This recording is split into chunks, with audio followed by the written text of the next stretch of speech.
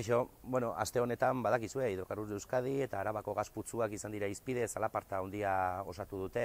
Hidrocarburos de Euskadi enpresa publikoa da eta Jaurlaritza bultzatzen ari da, EAJ konkretuki izugarrizko bultzada eta ekimena ematen ari da hidrokarburoen proiektuekin aurrera jarraitu eta jarraitzeko. Testuingurua larrialdi klimatikoa da eta iruditzen zaigu momentu honetan esfortzu publiko guztia energia berriztagarrien bilatzera eta hedatzera joan beharko lukela.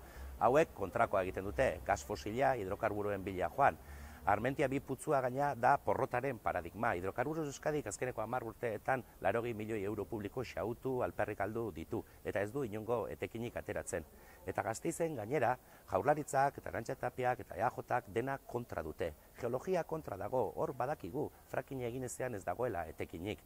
Kontra dago, enpresa hau porrotez porrot egiten duela bere jarduera azkeneko 37 urtetan jaio zenetik.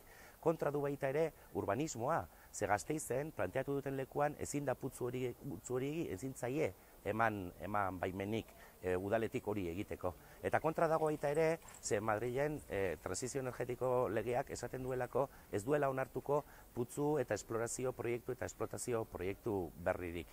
Dena kontra edukita ere, etortzen da Arantxa Tapia eta esaten du, hau estrategia berriztagarriaren partea dela, eta hau negazionismo klimatikotik oso gertu etortzen da, ze gainera jartzen dituzte bai Ramiro González Arabar diputatua eta bai Gorka Urtaran Gasteizko alkatea honen alde egiten inongo zentzurik ez duenean.